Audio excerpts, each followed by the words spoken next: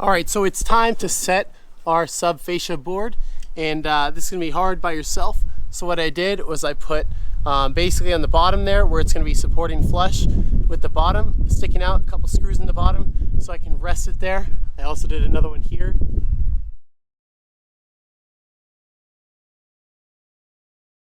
So I'm gonna take this up top and then I'll be up there and I can just nail it in. I'm gonna make sure my rafters are plumb because you have a little bit of curve or they sit sideways a little bit. We'll just straighten them out while we're up there using a square, put it on the double top plate, straighten it out a little bit. I already measured and cut where I am gonna land on the rafters, and I went ahead and cut that here.